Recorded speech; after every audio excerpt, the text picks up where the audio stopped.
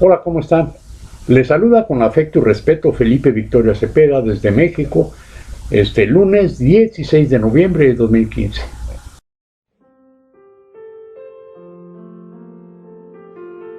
En el siglo pasado, mientras se dio la Primera Guerra Mundial, escenificada en territorio europeo, los mexicanos ni se preocuparon por el problema ajeno y tan distante, pues padecían sus propias convulsiones. Entre julio de 1914 y noviembre de 1918, aquí no dejaban de combatir los seguidores de los caudillos y personajes que se disputaban el poder y la presidencia. Los liberales antireeleccionistas que comulgaron con Francisco I. Madero, a la hora de tenerlo gobernando el país, ya no los dejó satisfechos, pues no conservó el orden y paz que con el dictador Porfirio Díaz sí los hubo, aunque sea a la fuerza. Las chusmas no vieron beneficio con Madero. Los caudillos regionales siguieron en armas, desconociéndolo, y sobrevino entonces la decena trágica, tumbando y matando presidentes.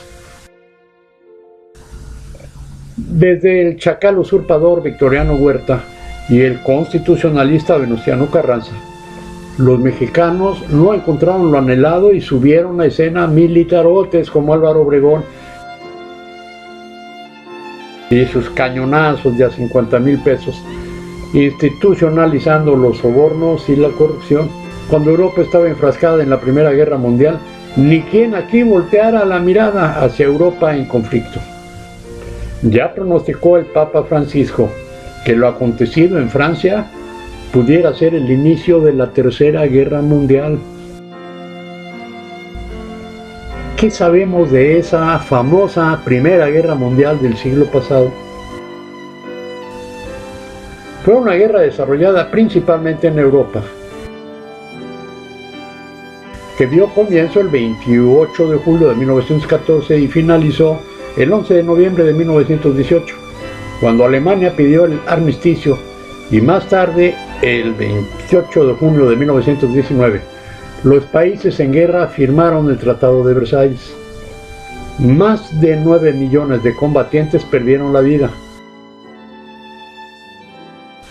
El detonante del conflicto se produjo el 28 de junio de 1914 en Sarajevo, con el asesinato del archiduque Francisco Fernando de Austria. Como sea, la Primera Guerra Mundial terminó y en México seguía la disputa entre quienes codiciaban el poder presidencial. Con los años se convirtió en una revolución institucional, mentada hasta en los nombres de partidos políticos importantes como el PRI y el PRD. Al inicio del siglo XXI la cosa cambió con el advenimiento al poder de un partido no revolucionario, pero sí de acción nacional, que fulminó los controles sobre el narcotráfico, a darle rienda suelta a los traficantes clandestinos de drogas. Estos se inmiscuyeron en la política, transformándose en patrones de los que les patrocinaron campañas hacia cargos de elección popular.